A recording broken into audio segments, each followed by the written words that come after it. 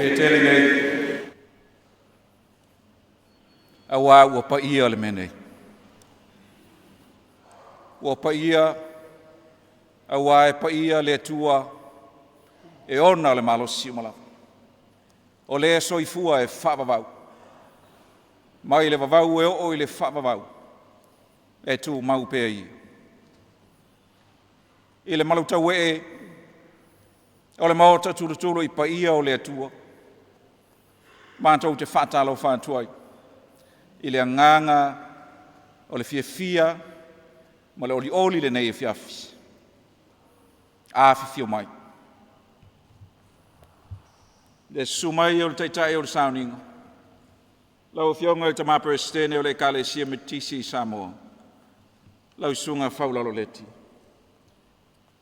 Le paia o le aufenga aluenga tō fia I le nei e fiafi. O staulanga. A wā le tātou whaasifonga. Ala tātou atunu ui luma o le atua. Le fio mai o lau fionga I le awa malu o le malo o malau misiofo. Le fio mai o tō fionga I sui o le fono o sui tō fia. Le fio mai o lau fionga I te mai tei pālemia. Sui pālemia ma le kāpeneta. Le fio mai o lau fionga I le whongwhitalai. Sui ma malu o le pālemene. Le fio mai o lau fionga I le whaamasinusili. Pea li I matamaitai o le whaamasinonga ma malu o Samoa. Le fio mai o tātou malo whālaolongia. Lau fionga I le kovansili o le malo tuila manua ma lau whaletua. Le fio mai o lau fionga I le uru to e lau ma lau whaletua. Aia le au whainga aluenga to tofi le tua. We welcome the members of the Diplomatic Corps who are here with us. Whaurulunga o matanga aluenga. Whalaputonga tū maoti le malo. Le paia o Samoa ua o tātou poto I le malu nei. Ai a Samoa o whaafonga mai I tawhai fio si o tātou tunu. Ma Samoa o e papa ao I tunu e mamau. Lo mātou leo e whai mawhawhonga tau moli o le fionga le te whono. O komite o tāpenanga o le TUTOATASI. Mātou te whātalo whātu ma o wholo whātu. I le nei Sauniga, ma Malo, ia awa le tātou taulanga o le Faafetai o le FAAMANATUINA o le whanetanga I lo tātou o tua. E a matai Sauniga ma Polu Kalame o le FAAMANATUINA o le Malo TUTOATASI o Samoa ua atoa lo na ono si fulutolu tausanga I le aso. In our holy name of our Lord Jesus Christ, our Father, the ever-loving, we welcome you this afternoon. We welcome you to the first program of the celebration of the 63rd anniversary of Samoa's independence beginning this afternoon with the Thanksgiving service. Greetings to the members of the Diplomatic Corps, and special greetings to our invited, esteemed guests who are here with us this afternoon. E a tau le avatele ma le whaalolo te tauai o te tāpai lau sunga le taitai o le Sauniga mo le amataina o le nei Sauniga. Lau sunga whalolo.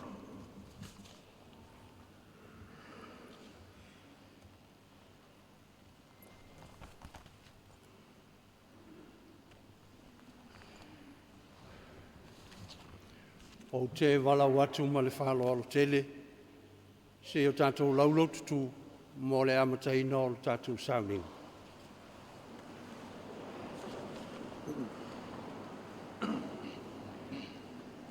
Ai le lei ona sila I le tātou politini, olo iai ia le tātou wala au tāpua I whaifatasi. O le mea lea o le a tātou tāpua iatu I le atua, o le alii o lou leo māmoe o ia.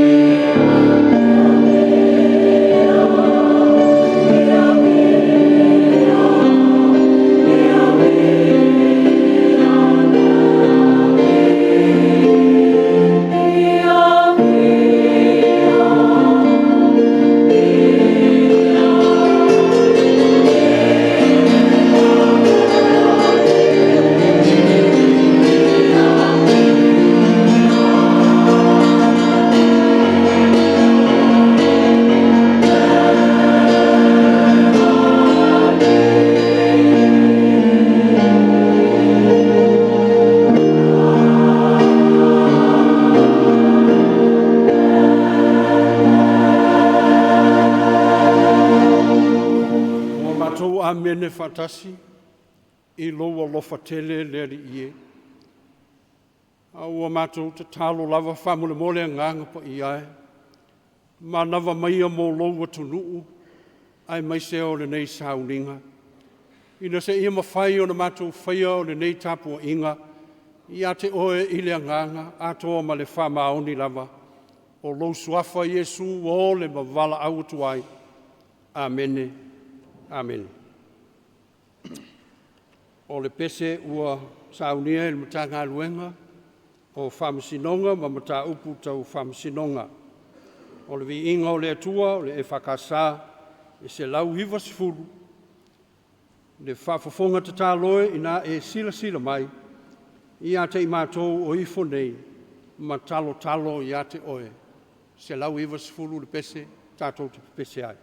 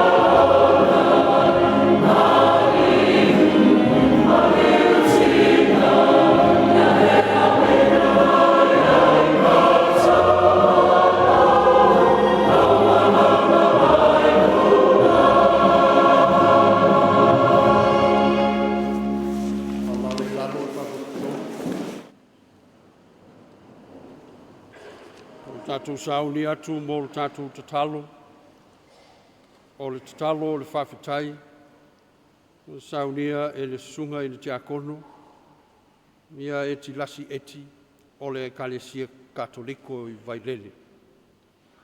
O le tatalo o le Fato e Senga, o saunia e le sunga ia Ioane Tupō, o le sea o le Sinoti, o Polu Sasae, o le Ekalesia Metotisi o Samoa.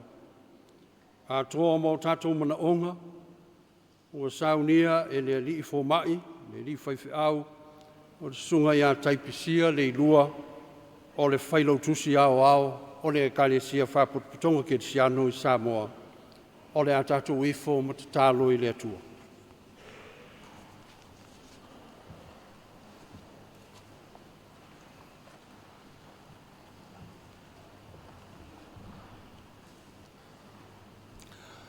O le talo o le Faafetai, se o tātou tatalo.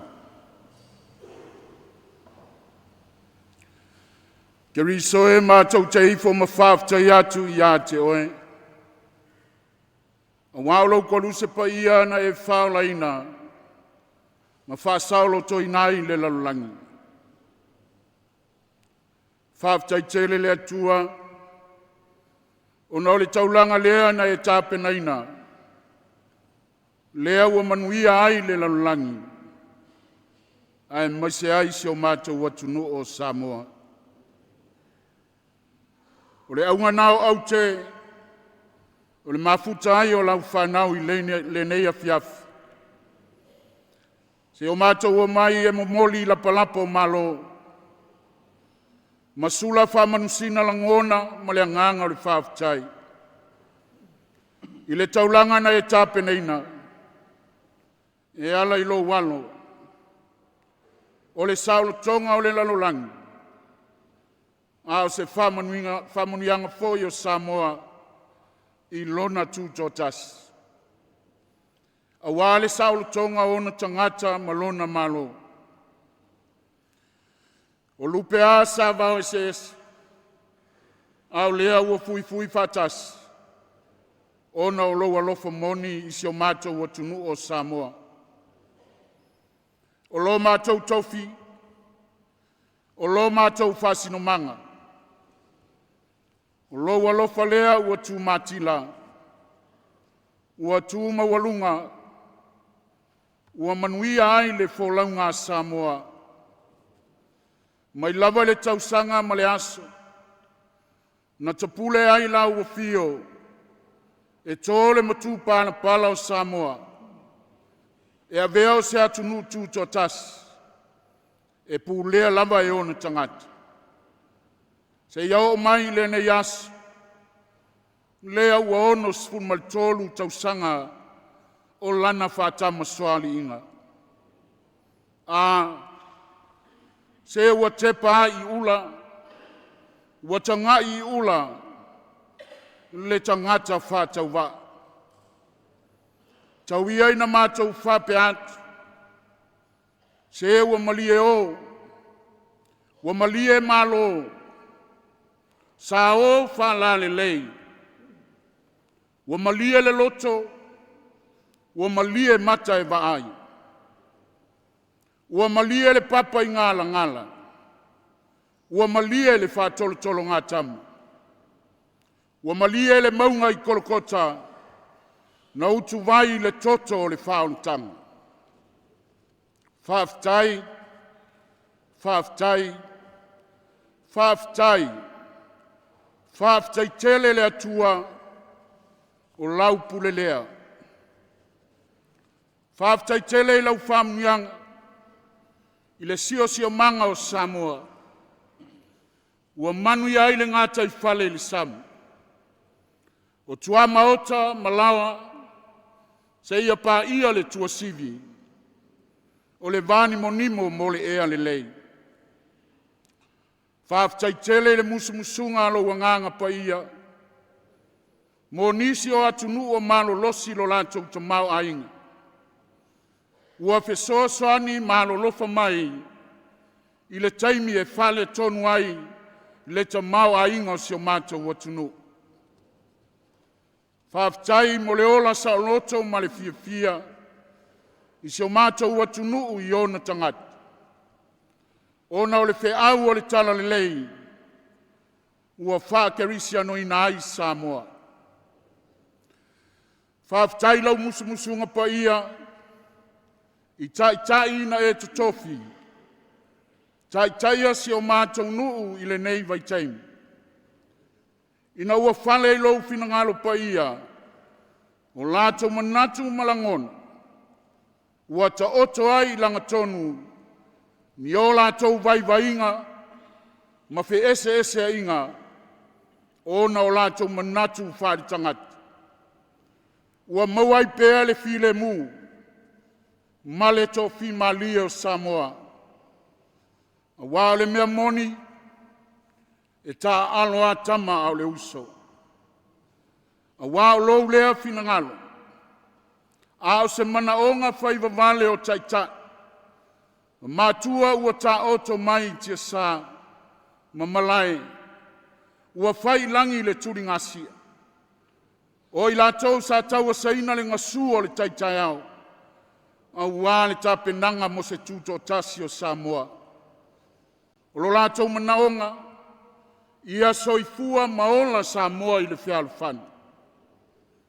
Faafetai tele le atua i lo alofa, o lou anga le lei, a wā ua inu malie Samoa i mea le lei ma mea silisili o na mātango fie, wa e FAAMANATUINA ia Samoa. Ia vi ia ma FAAMANATUINA lou lava suafa silisilies, lo mātou atua tas tōru pai. Le atua le tamā, le atua le alo, le atua le anganga paia e whawai ai Samoa. O la mātou te talo Faafetai lea, e la atu i lo walu, o Yesu Keriso.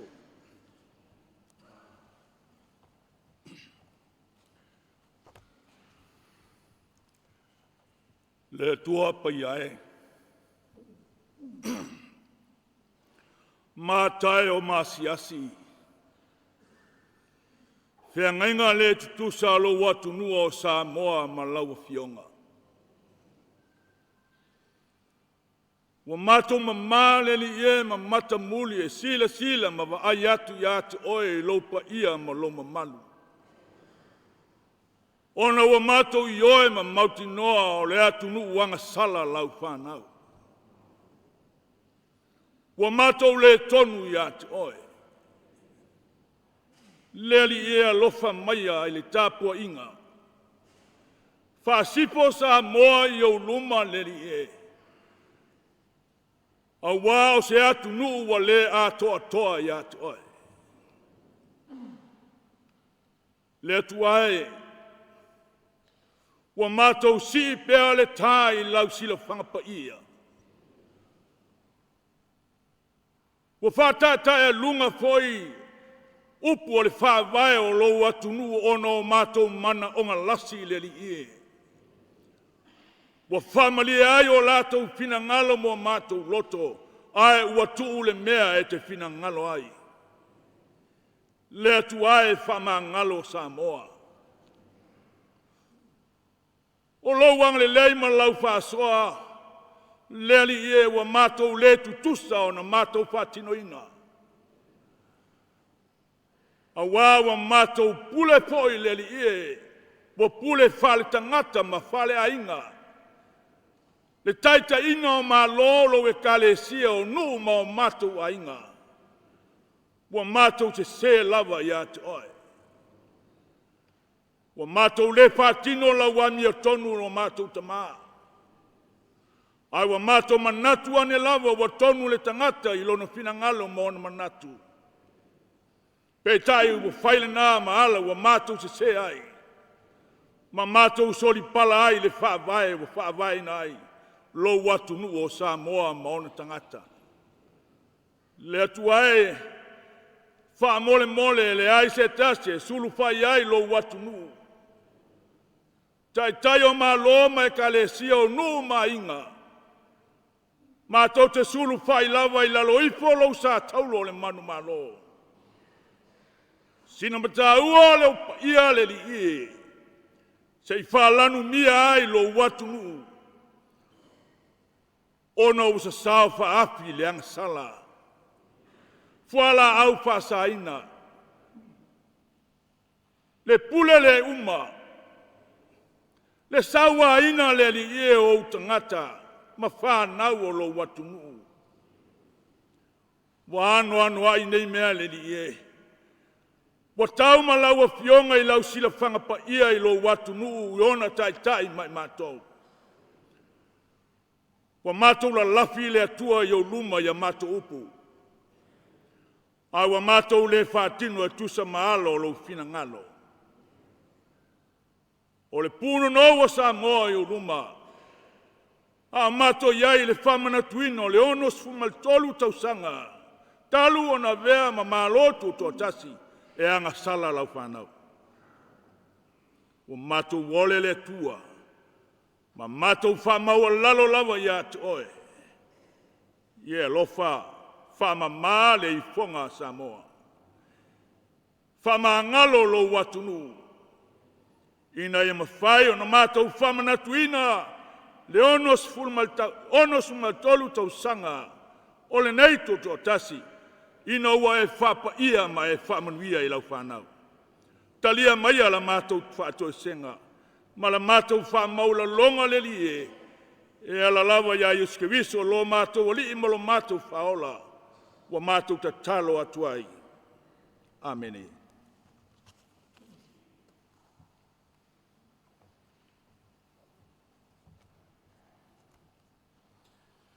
Le atuae o le alofa ma le alofa muti vale o malava.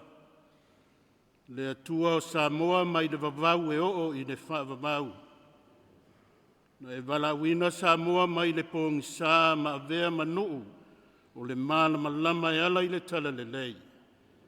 Na talia e tua a ua mamae ma whaavaena i Samoa i la ua fio e o mai lava i nei ona pō. Wa e whaafonga ina le taulanga o vi inga o le whaamanu ma le Faafetai.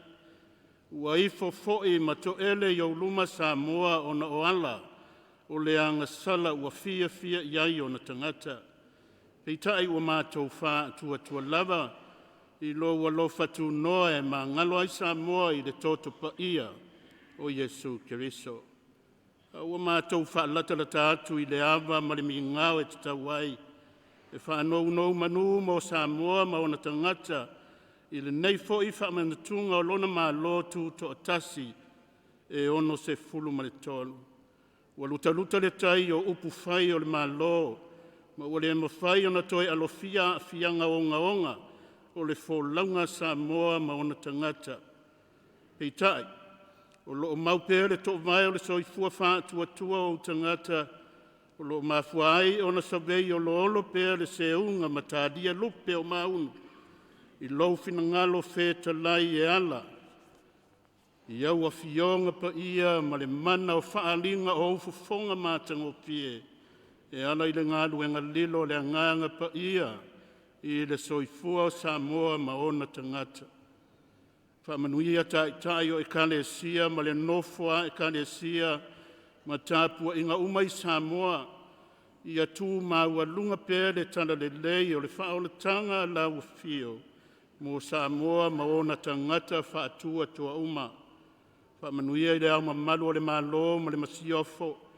Ia utu pupu mai le langi le tō wha awa le tausio mamalu o le atunoo. Whamanuia i a fionga i sui o le fono sui tō fia ma wharetua. I whaiva whianga iai le soifua foina mo le atunoo. Whamanuia i le fionga le tai pā le mia, le sui pā le mia. Malo tausi o whiangai ma le tau aveina o le Malo. I le nei mai tau whaingata o le ngase a Malo o whiangai ai ma le atunoo. Whamanuia i le fionga le whamasino sidi ma le ofisa o whamasinonga. Le nofo amatanga aluenga le Malo ma pisini situ ma oti umai i Samoa. Whamanuia Samoa atoa e le ngata i Samoa nei a o i tu e fia o le lalolangi. I pūlenga li ima whai pūlea whare tua matausi o au matama itai. O au manga matai tō lua o tū pūlanga o tama mateine whapea whana witi. Ia whatumuina i te tamau a inga o loa lofa tū no a tele mo Samoa. Ona ele malau whanua. O mai tafe ma vai tū loto o vau matua o whatoanga. O mea o la uma ma mea whawhanga. O le sami maona le lei uma. O lo tua iai Samoa ia so uma. Whaamanuia fo i le usonga i sasae i le nofua e kalesia. Whaapea le whainga Malo tai nane tupu ma ma whale upolu o tō whinga. Ma le loa ona tangata nu uma. Whaamanuia I malo uma o le lalolangi o loo fesoa soani I le ati aina o Samoa toa ma malo uma o le lalolangi ma le masa Pasifika nei. Alo whangia le whaamoemoe o Samoa mo le whiriwhiria ina o ni taitai anga maa e whaatautai le saa o Samoa I le anga I atu I le rumanai. Au whengai le atu nuu ma whete na inga whaapolokiki au mai le malama ma le poto I a Samoa e whiriwhiri te tawai mo le manuia o le atu nuu. Ngā lua pēle mana o le anganga e whaatupu le matau I loto o tangata o e o loo fia I ala o le leanga e whaamalia I nai o lātou tu ina naunga whaiva vale ma le manatu whaapito a o loo a whaina ai le lautele o le atu nuu. Ia mori mawina e Samoa lo file mumoni a o FAAMANATUINA le mātango fie o lautau singa lofa I le Malo TUTOATASI I le nei fo I Tausaga lua afe lua lima. Let us end with a prayer of peace by St. Francis. Lord, make us instruments of your peace. Where there is hatred, let us bring love. Where there is offense, let us bring pardon. Where there is discord, let us bring union. Where there is error, let us bring truth. Where there is doubt, let us bring faith. Where there is despair, let us bring hope. Where there is darkness, let us bring your light. Where there is sadness, let us bring joy. O Lord, grant that we may not so much seek to be consoled as to console, to be understood as to understand, to be loved as to love, for it is in giving that we receive. It is in self-forgetting that we find. It is in forgiving that we are forgiven. It is in dying that we awaken to eternal life. Whetalai maia mo Samoa, mai mātou umai ala ia wa fionga folaina, ia tatala ina fo ila mātou whalongo, ina ia langona ina lo finanga lo tonu, ia la e manuia ai Samoa mo nei māta e ao. O tatalo ia, mātasi matatalo lilo I le loto le tangata la vaia, e tu ina tu uma ina ia whaia I ai lo finangalo, ai awa lava o no so mātou whātau anau. A wā o mātou wōfo ina atu o nei te tala uma e ala I le suafa mamalu o Yesu ke risolo mātou o lei ma le whaola o le nā o ao I mātou e te talo.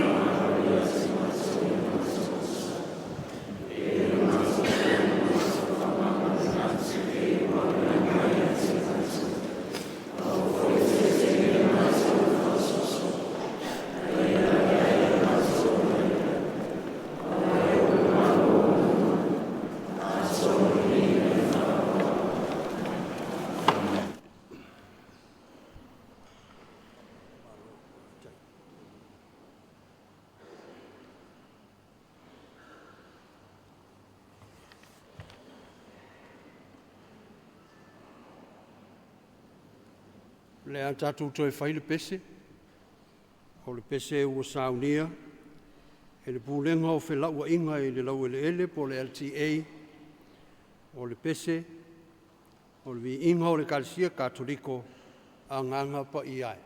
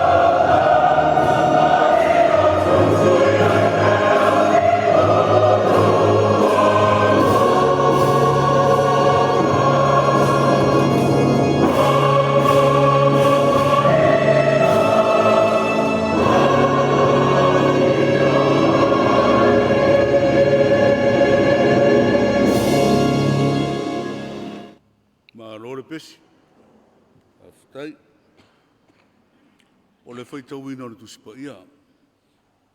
O te whaitauina mai le whainga tuai, o le tusi o e soto o le mta upo e whaase fulu, te whaitauina mai le whai upo e sifuru mo le ono, e whaangata i le lua sifuru. O fionga pa ia no tātua li. Our Old Testament reading is taken from the book of Exodus, chapter 40. I shall be reading from verse 16 to verse 20. The word of God. Ona whaia lea e Mose, e tusa ma mea umalawa na poloa i mai eile li i a te ia, o whape lava ona whaia e ia, o le urua i masina i le tausanga e lua, o le urua i asa o lea masina, o whatuina e le maru maru. O whatuina e Mose o le maru maru, o na tuu foi o na lango, ma whatu o na laupapa, ma sulu atu ai o na whaalawa, ma whatuina o na pou, o whafola foi le ufiufi i lunga o le maru maru, ma whae e le ufiufi o le whale whita whae i o na lunga, e au pito o lunga. Whape o na poloai mai ai o le li i a Mose, o ia ave foi ma tuu papa maa o le tūra whono i le atola au, ma sulu atu amo i le atola au, ma whae e no fō le alofa i lunga o le atola au. Mai le whainga fau, o te whaitawina mai le tusi o Evangelion tusi e Ioane le mtau pa se forma fetu, o te whaitawina i nai whai upu. E le whaapito la utatalo mo i lātou nei. Au i lātou fo e whātua tua ia te au onora lātou upu. Ina ia tasi lātou uma whapei o oe le tamā o i tu tonu ia te au. O au fo i o tu tonu ia te oe. Ia tasi lātou i tu tonu ia te i tā ua. Ina ia tari tonu le laro langi o e au wina mai au. O le mamalu fo i o e foa i mai ia te au o foa i atu ia te i lātou. Ina ia tasi o i lātou. Whapei o i tā ua o tasi. O au o i tu tonu ia te i lātou, o e fo i tu tonu ia te au. Ina ia whātoto ina i lātou ia tasi. Ina ia i loa e fo i le larolangi, na e au wina mai au, ma e alofa mai ia te i lātou. Whapei o na e alofa mai ia te au. Lou ta mai, o lou loto le nei ia te i lātou, o e fo ina mai ia te au. Ina ia lātou whaatasi mau i le meo te iai. Ina ia lātou wa aia lou malu, na e fo ina mai ia te au. Au au e alofa mai ia te au au le i whawaina le larolangi. Le tamami o tonu e le i loa oe le larolangi. Au au i loa oe, o i loa fo i lātou nei oe a wina mai au. O au wha i loa atu fo i lau suafa ia te i lātou. O le a au wha i loa atu ai fo i. Ina ia i tu tonu ia te i lātou, le alofa o e alofa mai ai ia te au. O au fo i tu tonu ia te i lātou. Whamanuia mai le nganga o le tua ia nā whionga whaitau wina o le nei fiafi. Mai e tū mau pēlo na suafara i ngai whaawa waurava. Amen.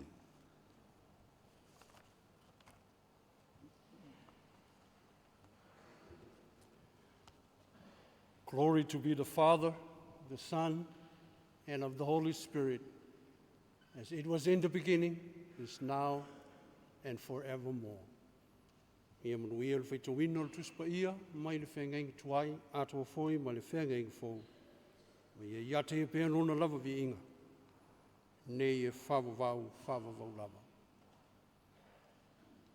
O le pese ua Sauniga e le ofisa i whale ula, o le kalesia me tutisi o Samoa, a la pe lalo le whaputonga e lau tutu le au whai pese, o le vi inga o le atua e lua se lau se furu ma le wha, mōli mau le anganga i loto ua li liu, whanau lava i lato ma a inga o Yesu.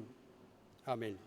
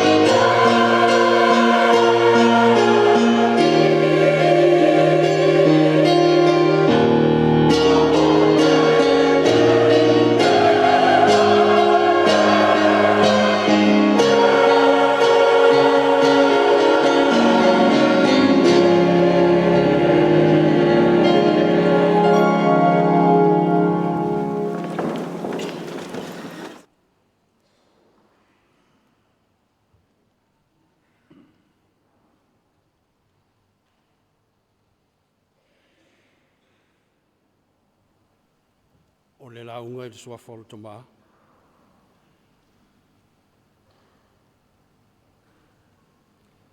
Le alo, ma le angang pa ia.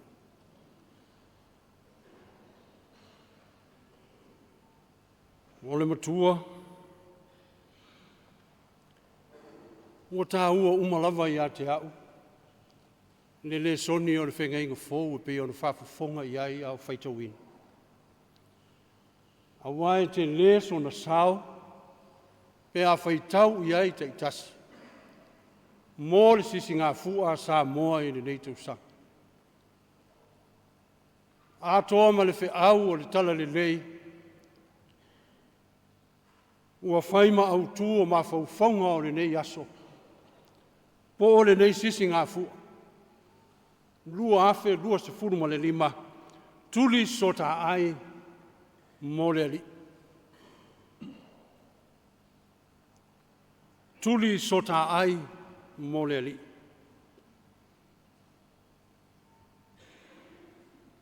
The text is from the Gospel of Jesus Christ according to St. John, chapter 17, verse 22, and it reads, "And the glory which you gave me, I have given them. This is the unity and glory, that they may be one, even as we are one, one in communion, one in purpose, and one in glory." Christ prays for unity among believers, which can only be brought about by love.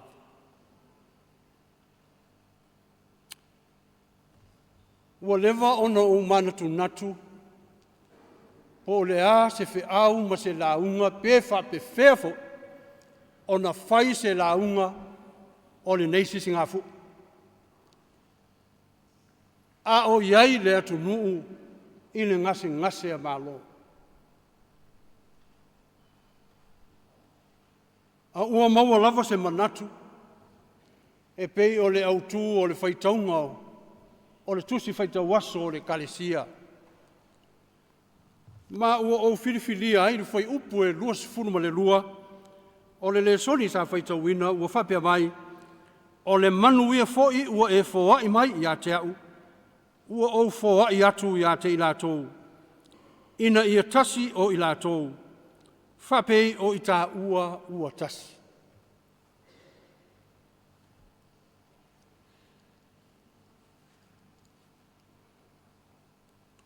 O le tatalo lea wha apostolo a Jesu. O le tatalo wha o si taulanga a Jesu Keriso i lona tamā. Ina se i sila mai i lana whanau. Ina se i sila mai i lona au soo. Wha tasi ma lona manao. Ia tasi lona au soo. Ia tasi lona au soo. Tasi le loto. Tasi le fealo fani. Tasi le lofa o le tasi le tasi. Ai sai ai lava le manatu o Jesu. A wae leo toe ma mao se teimi o i la tau malona au so. Mo o i le teimi halu ai le li. Au o manatu Jesu se i fai se tala mo lana whanau. Se i fai se tala mo lona au so. Se i fai se tala mo le au whatuatua, o e o lo talitonu ma whatuatua i a te ia. Ina se ia tu ua i mau le au so. Aua ma le whe meme ai. Aua ma le whe loto ai. A ia maua le loto e tasi. Aua o le manao lea o le li. Mo lona au so.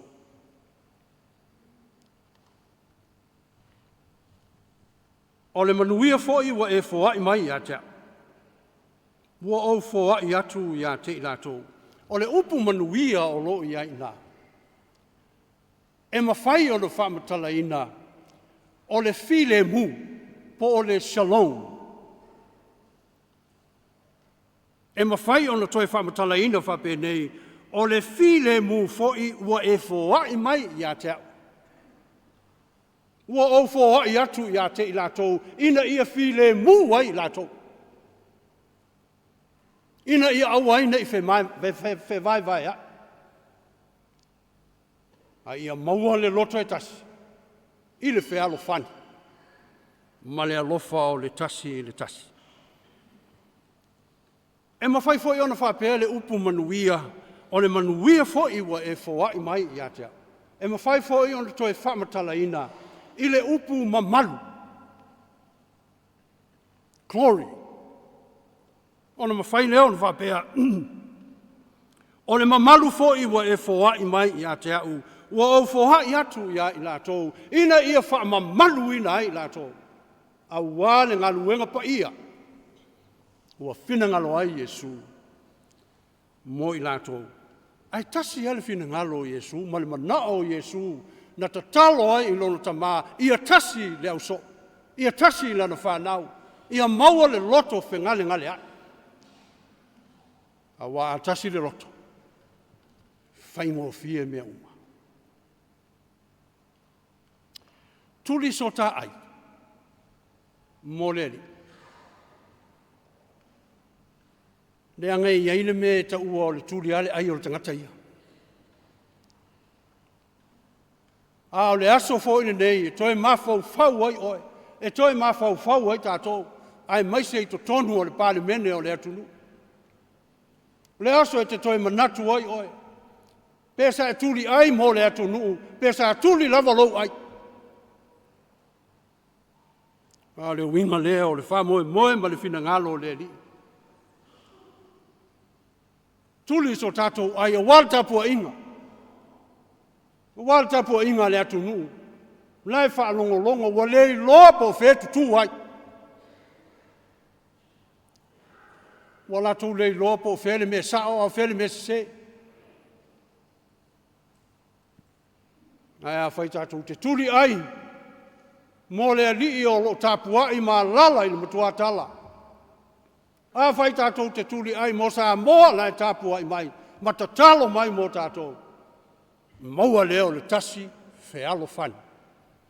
Maua leo le lofa o le tasi i le tasi. Ia ele inisi tala e toi whaia ua o le ua whata apel pali me. Pela e toi whai atu sisi la unga e toi mauai sisi mea e toi wha mahu popo ai. A o le whi au mo oe Samoa. A o le whi au mo tātou. Tuli so tā ai ia tasi le atunu. Ia tasi i tātou. Wao le fina ngalo moni leo le atua mo lana whana. Whai mai Yesu. E le wha apito lau tatalo mo i latou nei. Oi i latou nei. O lona au so. E le wha apito le tatalo Yesu na o lona au so. Pe na o e tau iai. Ai sa wha sa fua lana tatalo mo tangata uma. Mo e fia ai mo fia feinu. Mo e matitiva. Mo e mamai. Mo e fia maua le fisosoani. O te manatu lava. O le tele i o tangata e whaapitoa latu te talo. Ia te ilo e pea no whai atu. Whamaruru atu fo i le Malo. Ai mwese o le parliament. A tele atu ni au tala. Ia ua uma. E le sisi me toi whai. Ai au ngā. O lona tā ua le tātou te toi vava ai ai. Toi fotu ai ai tātou. Mole numalai. Ma o le au foi le nā Samoa, mō tātou le nei a fiafi.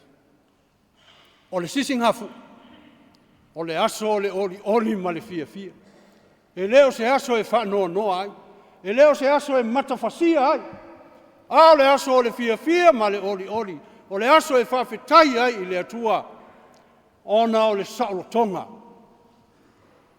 O tātou mātua, ue ua mua atu, sa latou fita. Sa manua. Ta o lava ina mali liu. Se ia maua e oe maa uma I tātou uma. Le saolo tonga. O lo taufi. Samoa. A vea ia le ngase a malo.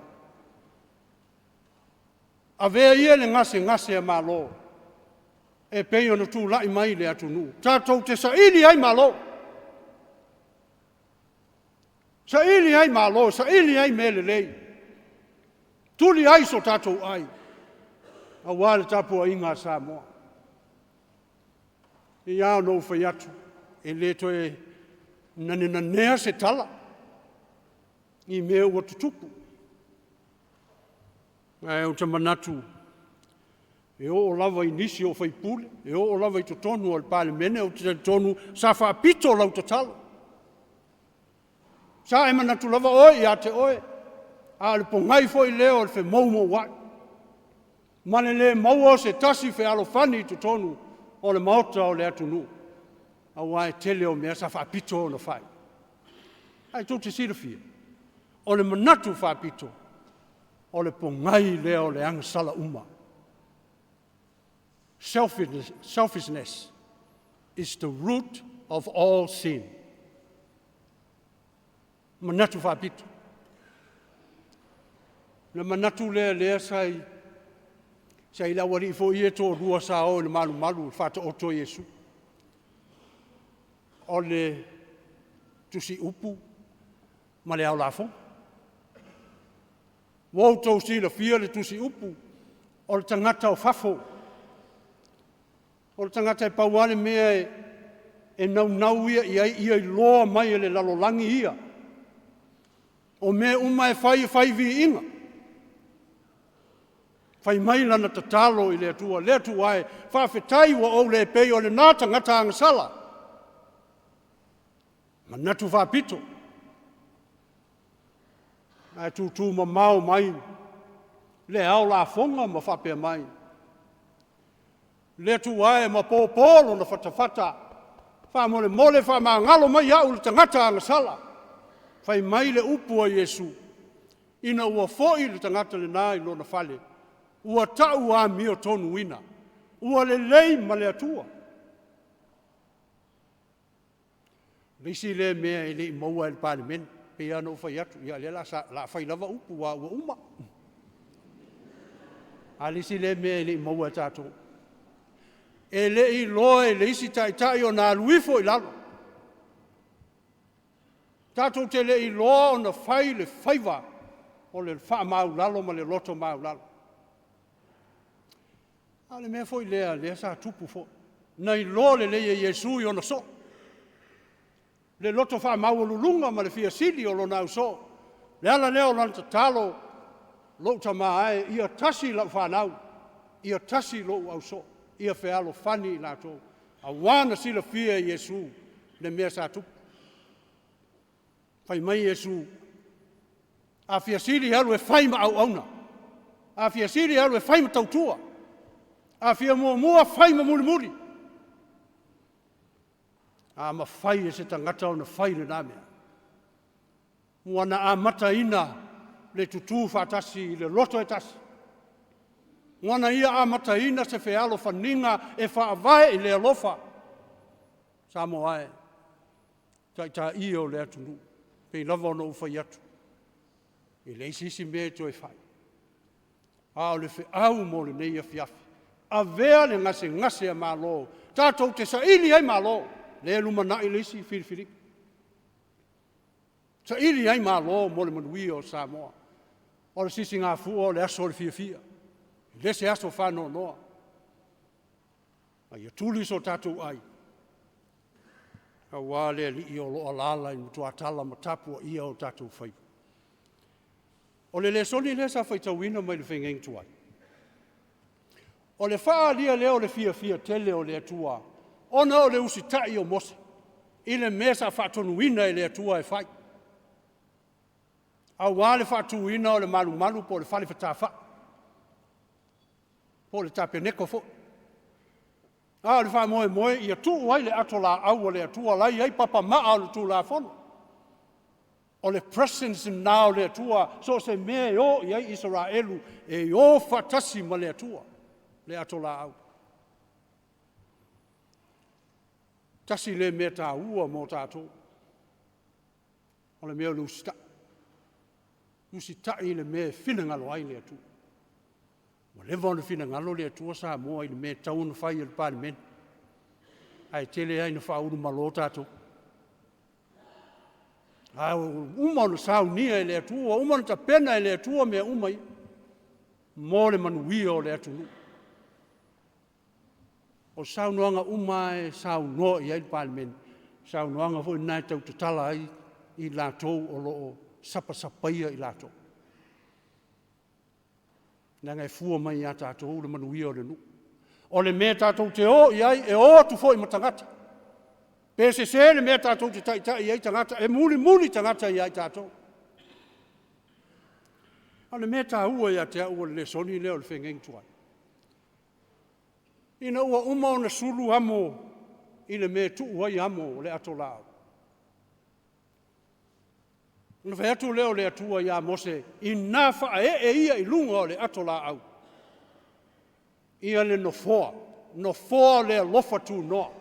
Au le winga o le no foa le nā, po le mercy seat, e tā ua i nisi tusi wha Britania, seat of atonement. Po le no foa e whai eile le lenga. A le winga a toa le nā mea. O le no foa lea o le atua.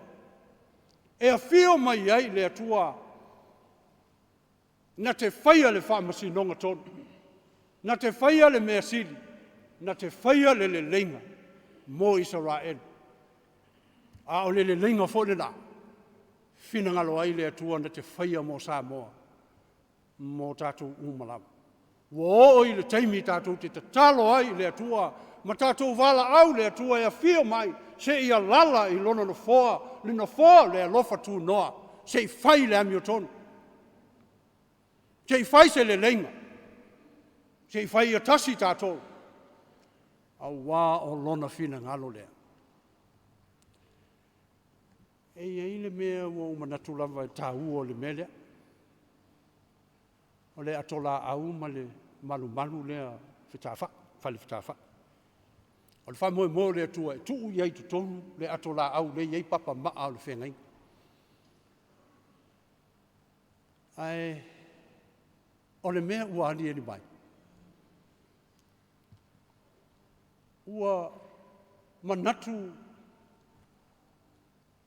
ia le atua i le tele o mea whainga tā sa whetaia ina ma le nuu o le atua, ina ua o ese mai, wala taimi lea, i le whengengi tuai, ua o ese mai Israelu mai ai kupito.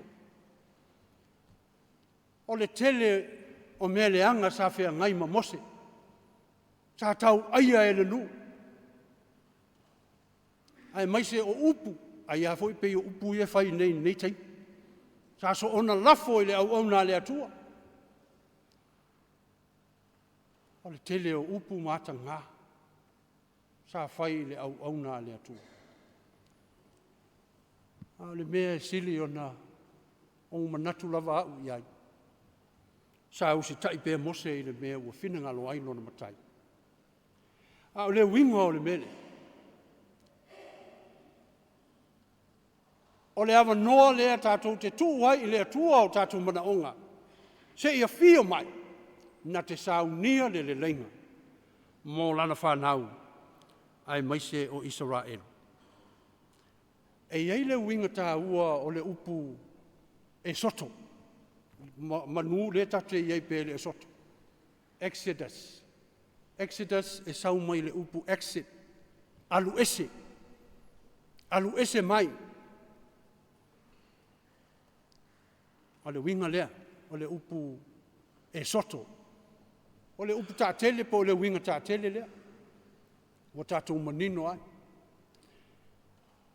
Ai lava le mea tā ua ia te au leisi winga o le upu e soto. A ai nei i le whai upu mua o le soni. O le tusi leo e soto. I le whai upu mua lava. O lo iei upu whape nei o ingoa. The names.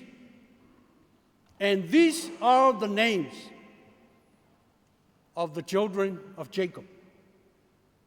Tā ua i o le mea lea. Samoa e lea tunu pele. Leisi lei tu tā ua o le soto. E whaitau uma i lātou sā o i aiku pito, mai lātou sā o ese mai aiku pito. Whaitau uma i lātou pei lava o le tala laia. Au o umanatu fo i e whapea lava tātou. O lea ua wha malo o lor pāle me. Ei ni ngalo ia te utou. E whaitau wina utou. E whaitau wina oe. E whaitau wina au. E whaitau wina tātou. Po le ala o mea sā whai le pāle me. Po le ala o mea sā whai le atu numa le tāpua inga Samoa. Pesa e tau solo mua. I mea pe o na ali ali mai nei o na taimi. Nisi le me tā ua ai ata. Le winga o le upu e soto. O i le taimi tātou te la ngona ai. Mawhau oi ate oi. I le ngata ia i tātou i te tonu o le parliament. Ai wha pia fo i i lātou o lo sapasapaia vaenga wha upu whai.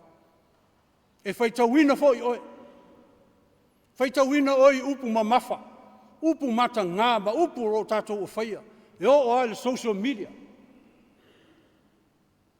Upu mata ngā. Whaale anga ina ai le tamali i anga. O tātou taitai. E o ai a li whaipule. Ta māma tina. Ua matua whaale anga. Wa lewa ona ti ngā ina Samoa e ati aelo na Malo. A si tamai taimi lava. Na matua masofa ai upu.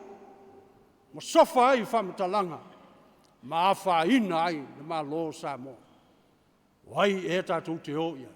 Wo i le taimi tātou te vala au i le atua ia fio mai i lona nofo ali. Ia fio mai i lona nofoa. Nofoa o le ami o tonu. Na te whaia ai le whaolo tanga mo tātou. Samoa ai, le atu nupeli. E le ngalo lava ia tea. Upu o se tasi whatu pesi. O le li o whafo ma le tia maa. Sa ia whatuina ai le upu o manatu e wha umai le la unga o le nei sisi ngafu. Whai mai upu o le pesi, ta te moe ala ai. A o aina whaia ia me ua o ona. Samoa ai le atu nupeli. Tātou ono sai le o langa. Nei mama tele lo tāwa. Ai le aiso u leo e wha mawhana whai. E o lava fo ia te au le whaife au. E whaitawina. Whaitawina mātou. Pesa wha pito la mātou te talo. Ua mafu ai ia mea. E pei o na ali ari mai. Tā ua le ngoa. A wai whaitawina oi. Whaitawina. Whaitawina tātou.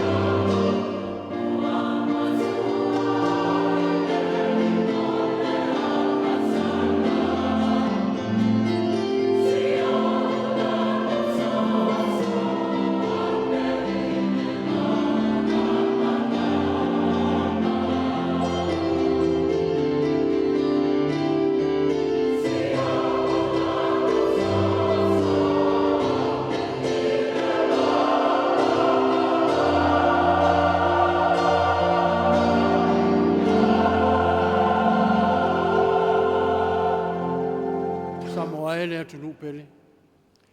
E mama ea ia te oe le toto o tatou matua ua mawai. I lātou sa lātou wasaina le saulotonga o Samoa. Lo lātou soifua sa whatawhea. E mau ea. E mama ea ia te oe. E mama ia te a. O le aso, sa whaamanatu ai le tino ma le toto o lo tātou wali. E mama ea ia te oe le au whatua tua. Le toto Yesu Keriso na whaamalingi ina. Mō le sa o lo tonga o tātou uma mai le lo loto o le angsa. Mama ea ia te oe. Whai mai upu o le pesi. Whauta i le whaola lea. Ua whaasa tauro ina mai. Mō e ua pupua ngā. Se ia lātou wola umai. O le a tātou laulau tutu whatasi. Mō le pese ua Sauniga le au whai pese. A le ofisa i whale unu.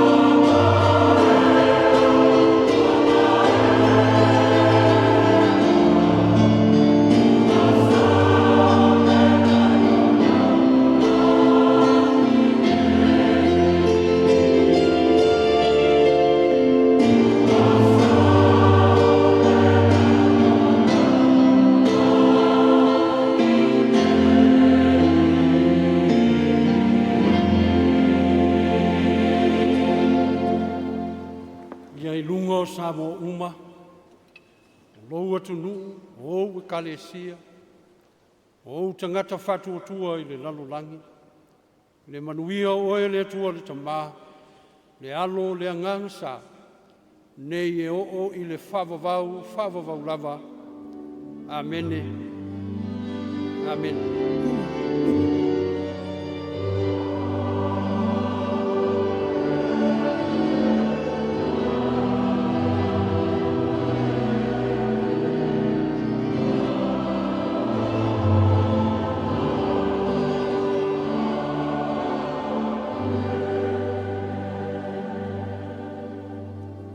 Alala mai lalo, Faafetai.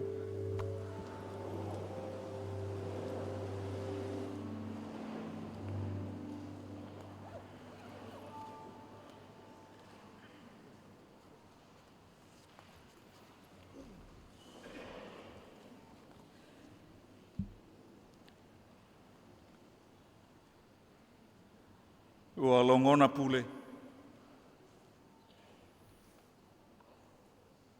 Ua whau tūtū. Ne nofo ali i o le lofutuno. Ua whafonga le atua. A wā le taulanga osi i le nei fiafi. Taulanga o le Faafetai. Taulanga o manaonga, taulanga o whātoi senga ma le upu. Whāpa ia ina le atua i le nei fiafi. E mātango fie, vai o e tala ina le tala le lei. O i lātou o e au maia le tala le lei o le file mu, e ala ia Jesu Keriso malana whaolatan. Whailu mātu leo, whai mawhanganga, o le fionga e le teitai whono, o le komiti o tāpenanga, o le FAAMANATUINA, o le onos fulutu Tausaga, o le Malo TUTOATASI o Samoa, e fia molia lo mātu o nganga Faafetai. Lau fionga i le teitai o le Sauniga, lau sunga i le tamapere stene, le whaao le kalesia me tisi Samoa, lau sunga whaulalo leti. Whapea fōi, le paia maulunga o lau au waa, sunga i whawhenga inga, ua tōwhia wā le ngaluenga ma le taulanga osia Samoa, e le nei fiafi. Ua whaafonga le atua, ua mōli mawina fōi e taitai o le tunu. Samoa au au o whaafonga mai, le upu mōlia, mai le no whaali i o le lofutunoa. O le tatalo o le tātou Malo, ia whaapena pea, o na whaautu mai le ngi le tō whaa, e whaatumu e le nganga ma le whaunga, a wā le whenga iai, ma le tau suina le ipu vai o le ola. Le whaatau mamafa le tunu i le upu mai le tua, e whaapena o na taitaina, e lona nganga pa ia. Fia maulia le nganga Faafetai, e a tātou au whaipesi tō ngia, i le nei fiafi. I lo tau langi malie, i lo tau langi pese, a wavi inga o le tua i le nei fiafi. Sunga i whawhenga inga mau tau whale tua, mai le ofisa o le kalisia metisi, i whonga ai lona lau mua, fia moli atu le ngang Faafetai. Tā penanga o vi inga, ia wā le wha moe o le tunuu i le Sauniga Faafetai le nei fiafi. Faafetai le langi malie. Faafetai mō tāpenanga uma. E whapefo i lausunga le stala, whaamisinonga, lausunga pali, e whapefo i mtanga ruenga, whaamisinonga mtauptau whaamisinonga. E whapefo i sa ngaunga, ia malipulenga, o whela o inga le lau ili ili. Faafetai tele mō Lotu sao, i le nei fiafi, ia uale langi ina o vi inga o le atua. E pa iae o le tātou Malo la o fionga i lau malu me siofo, ia a fio mai o tō fionga i sui o le fono sui tō fia. Pa ia maulunga o le tāwhitolo i on teitai. Ia whapea fo ia tātou Malo whaalolongia. Le pa ia o Samoa, i ona tūlanga whaalupe o tāpua ia le nei Sauniga. E le ngata i Samoa nei ai whaapea fo'i i atunua mamao, o maua mai ai i a whaasalaunga le tātou Malo. Mātou Faafetai atu le tāpua i whaatasi ma o tātou taitai, maualunga ai le nei fiafi. To the members of the Diplomatic Corps and all our friends who have joined us this afternoon for the Thanksgiving service to commemorate the 63rd anniversary celebrations of Samoa's independence. Can we thank you, Your Excellencies, for being with us this evening. Your presence has made this occasion very memorable. And all our friends joining us from overseas, watching through the platforms, thank you for joining us in the Thanksgiving service this evening. Tomorrow morning is the commencement of the state service for the commemoration of the 63rd independence anniversary of Samoa, which will commence in front of the government building just across the road from here. At 4 a.m., the congregation of all those who will participate in the march past tomorrow, the schools, ministries and corporations, our village organizations, NGOs, and all those who are planning to march for the celebrations tomorrow, we will congregate in front of the government building beginning from 4 a.m. tomorrow morning. At 5 a.m., our guests will start arriving, and at 6 a.m., the program shall commence. I le aso a taeao, taitai atu, i ala soifua, o taitai o le tātou Malo, ia meise foi lau whaingaluenga te tofi e le tua. Samoa ua whaafonga mai o le a poto i le aso a taeao, tā o le wha, ia o na amata lea, o na whaatulanga, tātou solo, mo le savali whaaloalo. Tā o le lima, o na awhio atu, pe ia o le walaulia. Tā le ono, o na amata alo ia lea, o le tātou Sauniga alo ia. Mo le tui na e o le tangawai, o le Malo TUTOATASI o Samoa. Ia, anga le leile tua, i le toi tali watu lauto, i sunga i whawhengainga, ia maise o taitai o le tātou Malo i on tūlanga whalupe, whawhongaanga Samoa, ia manuia tele de nei fiafi, tātou whailoai, i le anga le leima le lofa o le tua, tae o ena, whaasoi foio. Ia, whaamole mole si o tātou tūtulai, ia, se i fio atu le fionga i lea wa malu malanu siofu. Faafetai.